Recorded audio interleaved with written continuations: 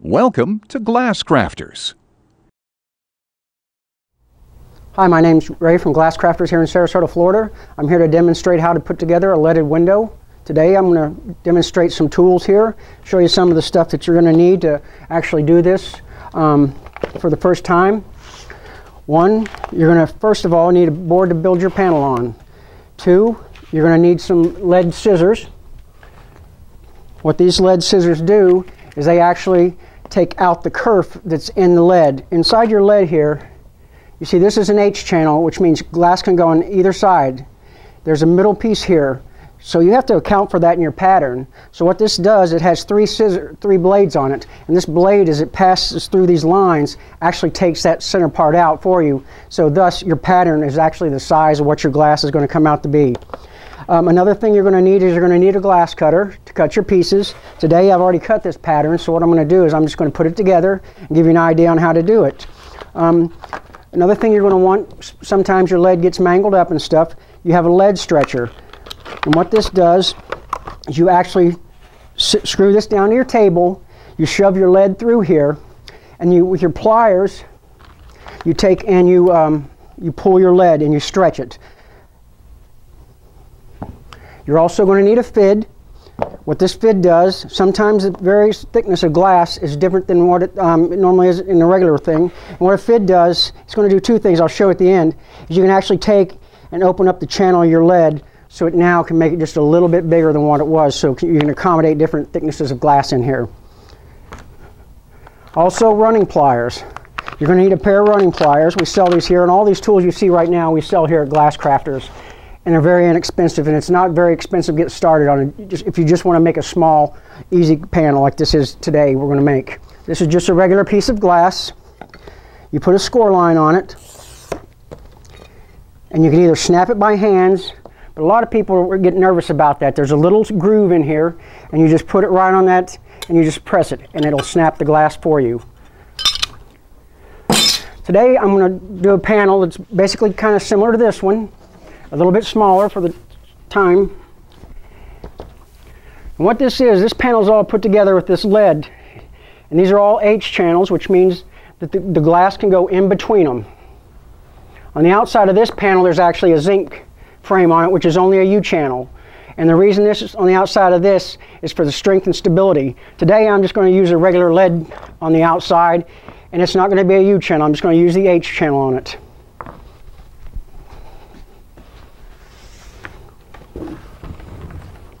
There's also different thicknesses of lead.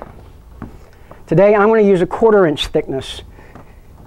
There's also many different sizes. This is an 1/8 inch. And this is a 3/16.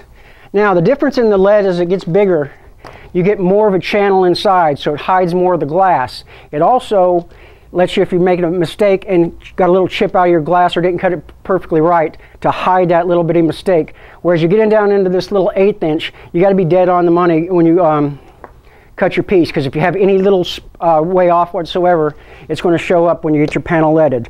So what we're going to do here, I'm going to put a 1/2 inch H channel on the outside. Okay. What I'm going to do is I've already framed my panel in. You put it all the way onto the mark of the line on your outside line. Now when you draw your pattern, you got to realize you're starting on from the outside. You got to have two lines here on the outside. One is for the outside of the lead, and the other one represents where the glass is actually going to touch inside that lead. So today we're going to start. I'm going to use a 1/2 inch. I'm going to take my lead knife, which we sell here also, and I'm going to use this to start. I'm going to mark exactly where my panel ends. We've got this beautiful little saw we sell here for cutting lead and zinc. And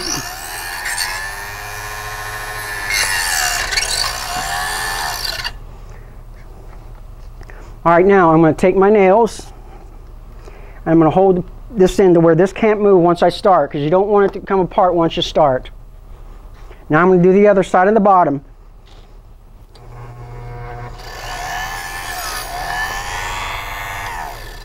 Again, get it flat, nice and straight. Butt it up to your other piece tight and make sure it's up against the panel.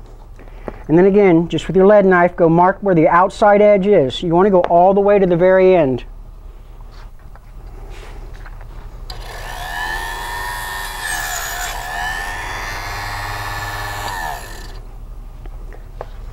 Again, what we'll do is we'll put our tack in here and hold it.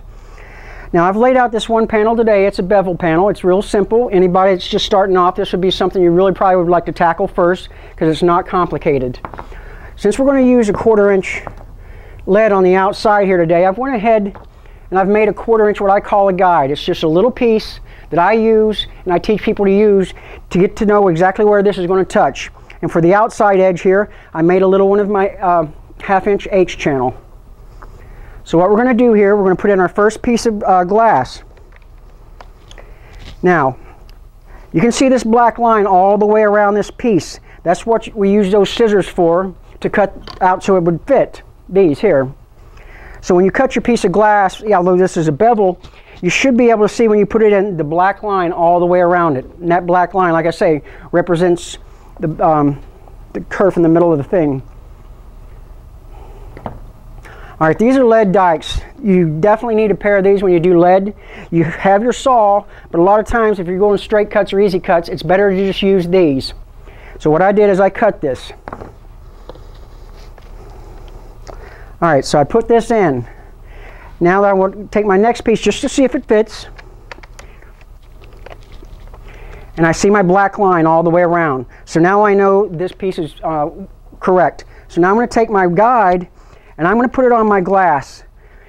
And right here where these two pieces of glass touch, or these pieces of lead touch, I'm going to mark this line, because I'm going to take this line all the way up first in this panel. So I see where I've marked my thing. I take my lead cutters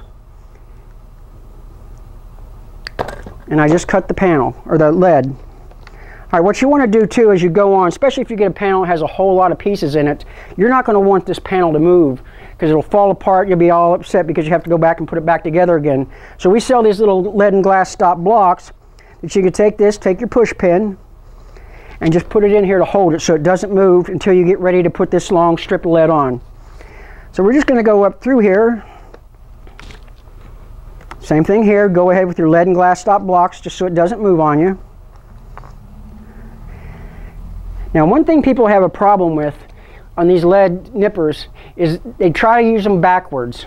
There's a flat side and there's an angled side. If you go to cut this on the angled side, you end up with almost like a diamond on the end. That's not what you want. So the most thing you need to get to know is learn how to use the tools.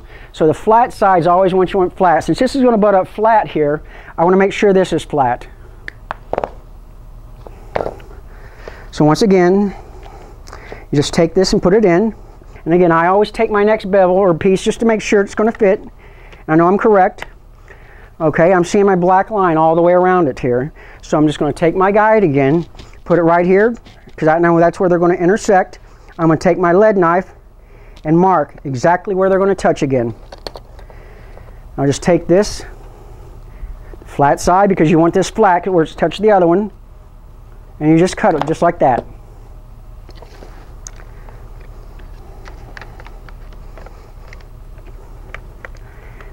Now once you get used to the size of your lead, you won't want to use one of these anymore. You'll be like, I don't need that anymore.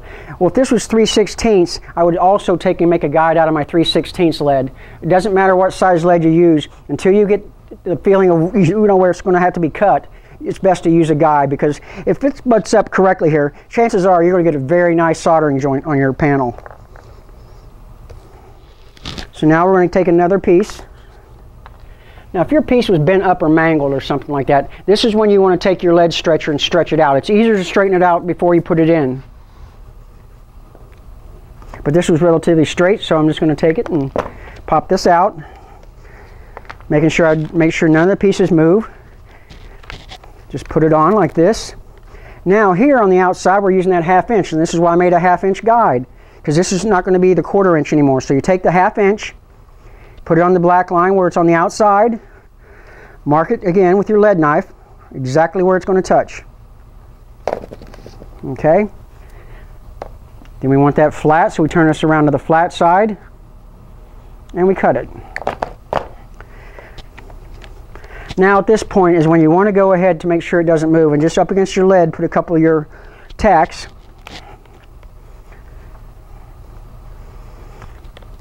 And then here I'm going to go all the way over now. Now at this point it's kind of critical that you kind of watch to make sure where your lead is, and make sure your heart or your lead, which is the center of it, is actually lining up towards these lines going across through here.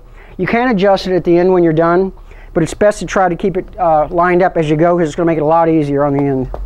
So now we're going to go with this piece.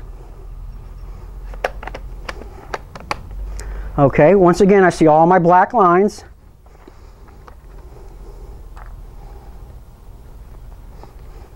All right, we're going to take a smaller piece because you want to try to conserve lead. Lead's not relatively that cheap. All right, we're going to put this here. Since I'm running this line across this way, I'm going to take my lead guide. I'm going to put it right back on the piece of glass so I know exactly where they're going to touch. And I'm just going to mark it with my lead knife.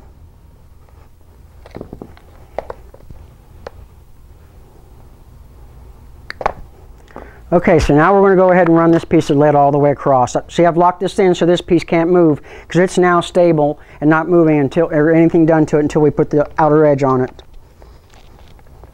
Okay, see how these are lining up already over here? Like I say, it's best to pay attention as you go, but in the end you can take your hammer and your lead knife and twist them back and forth a little bit to get them to line up. All right, so now we're going to take our 1/2 inch guide out here on the outside. Put it on the outside edge black line where it's at, and just mark it where they're going to touch.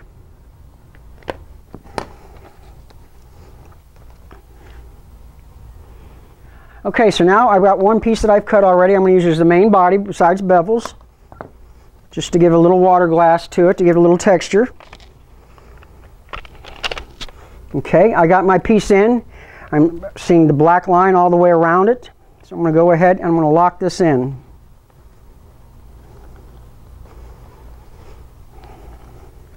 By now you can see it's really not very difficult to start off to do a small panel like this.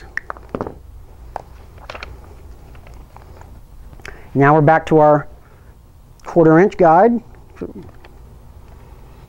Right here where it touches again, we'll just mark it.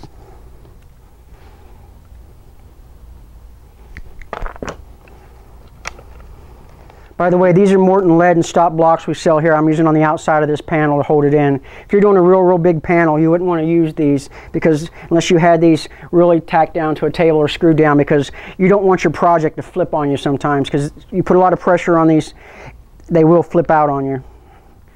Now, one difference when copper foiling and lead,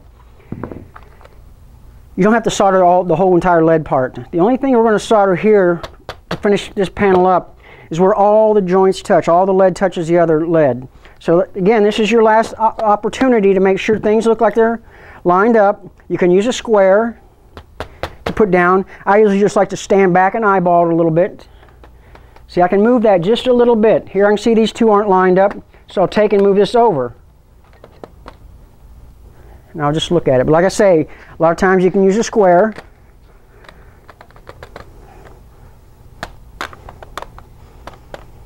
Okay, and I'm just doing some last minute touches.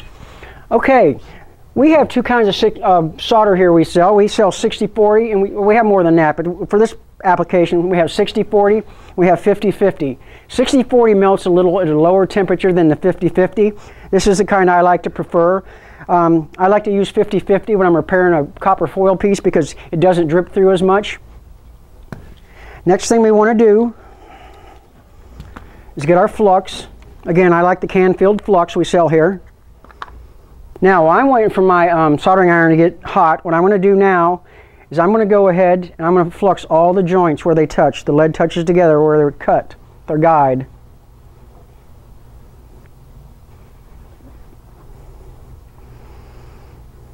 You always want to make sure you have some sort of form of circulation of air, because you don't want to be breathing this. And I have a fan behind me going right here. All right.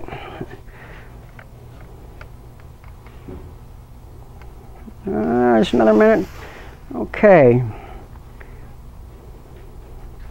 One thing too, you got to watch your iron doesn't get too hot, because lead will melt.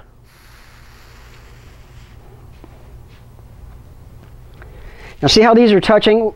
Since they're touching here, it's going to make it a lot easier to solder. Had I had gaps in there, it wouldn't be the end of the world, because you can fill that gap with solder. You can also use copper foil in there to fill that gap if you had a big gap.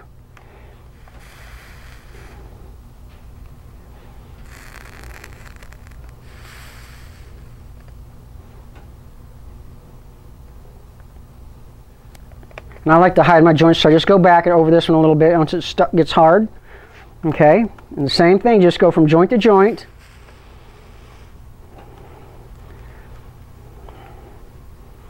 And when you got these where they come together like that, it's always best, especially like a T where they come 4 ways, is to hold your iron over the whole joint to where it covers all 4 sections coming together at one time. It gives you a nice, pretty solder joint. This piece of lead here, I can see that's a kind of a dirty spot, tarnished a little bit. But there we go, that's good enough. So now, let's unplug our iron.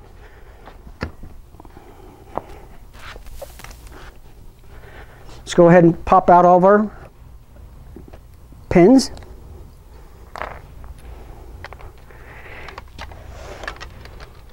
And this is what we've just made in about 15 minutes here. So you can see it's not too hard and how pretty this is. When the sun comes through it at different angles, these prisms shine different light in different directions.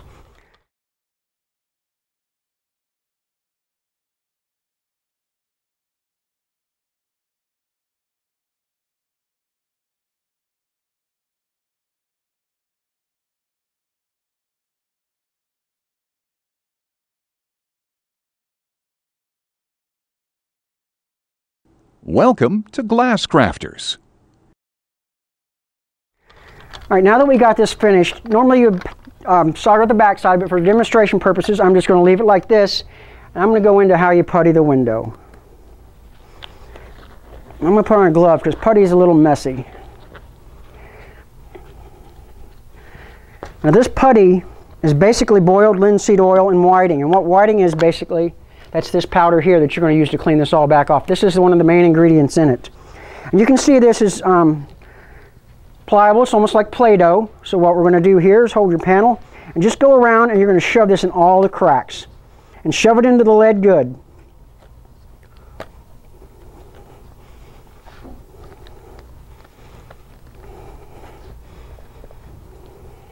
And we'll just do half of this panel today, give you the idea. What happens is over like 24 to 48 hours, this will turn into almost like a concrete consistency. And that'll make this panel strong and this glass won't rattle. Especially if you're making this for a panel door, you wouldn't want the glass to rattle because it would rattle every time you close or open the door. So you can kind of get the idea of what I'm doing here. I've shoved it all in the cracks here, so let's go ahead and just pretend I have this whole panel done. So now what you want to do is you don't want to have to try to scrub all this stuff off. One, it's going to be almost impossible to get it off all at one time. And two, this is money right here. You can retain this and put it back in your jar and reuse it again for another day. So I'm going to take my FID, the same thing I opened up my lead with, and this has a little notch in this one. So what I'm going to do is you want to always do this at an angle. And the reason you do it at an angle, if you didn't shove enough of this putty in here, as you're taking this other putty back out and you go to an angle, it actually shoves it in there and puts more putty in there so you know you actually filled the crack. And the same thing, you just want to go all the way around the panel. Again, taking off any excess and putting it back so you can use it again later.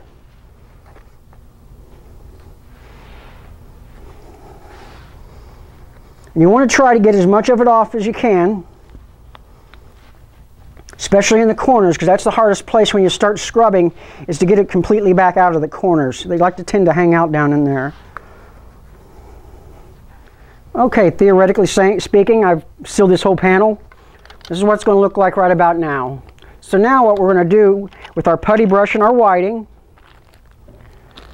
you don't have to use a lot of this powder, just enough to sprinkle it, because what this does, it polishes the lead and it cleans the glass and it takes all the residue back off, because the oil that's in this product is all over the lead and glass now. So just sprinkle it on. And usually you want to do this, if you've got a big panel, you want to do this in a well-ventilated area, because it is a powder and it will get in the air and it will end up coating everything around your panel. So you just go back in, you're going to take your brush and you're going to go and scrub every bit of this. Now you want to scrub all the lead because the flux you've used has, through the heat and everything else, it's gone over parts that you didn't actually solder. And plus, as you're doing this, and I'll show you, this has a gray tint to it. And what it's doing, it's actually darkening down the lead. And you'll see the difference from this side that I'm doing this to, and this part over here when I'm done. A lot of people like to patina things. You can patina lead. It does take to lead very well. It's sometimes when you put a zinc border on the outside, the zinc sometimes doesn't seem to want to always accept the coating of black patina very well. So, but I'll show you in this case, you don't have to do it, and most people don't patina foil or leaded panel.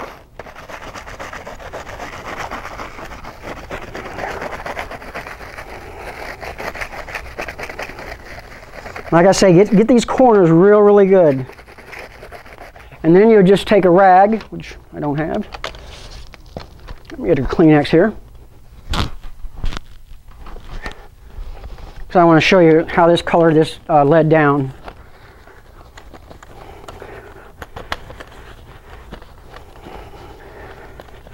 So you can actually see at this point how clean this glass is here compared to over here where we didn't do anything to. And you can see also how shiny this is still over here where I didn't do any of the puttying to, and how it's now darkened down over in here. So at this point, this panel is basically done. We've leaded it and we sealed both sides. What you do then is you'd like to let this sit, I like to let this sit for a few days. Because this is an oil-based product, it will seep back out during drying. After 2 days, normally is when I do it, I'll go back in and I'll see in the corners especially that some of it came back out in the corners. And I'll just go back in with my lead knife and I'll go around all the edges and take back off any of this excess. At this time, this excess is dry, so you can't put it back in your jar.